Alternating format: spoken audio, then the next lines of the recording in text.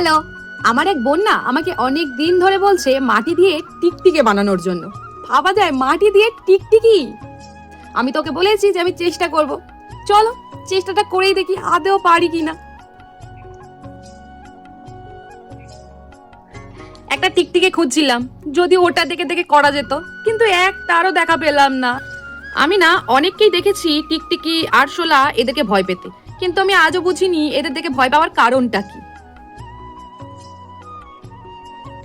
আচ্ছা, তোমরা কারা কারা টিকটিকি বা আরশোলা দেখে ভয় পাও? হ্যাঁ, আমাকে জানাও তো দেখি। আমি বেশ বুঝতে পারছি টিকটিকি আজকে আমি করতে তো পারবোই না, কিন্তু আমি নিজেও জানি না যে আমি এটা কি বানাচ্ছি।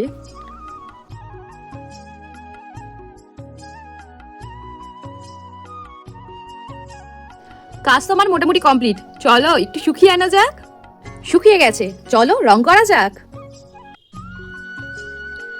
আমার মা আমার এই টিকটিকিটাকে দেখে বলছে, এর এত পেট মোটা কেন করেছিস? এ কি প্রেগনেন্ট?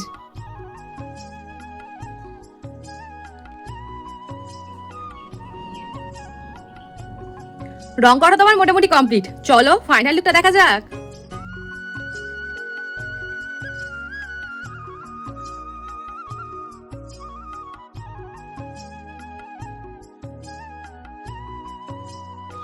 আচ্ছা তোমরাই বলো, এটা কি টিকটিকি লাগছে?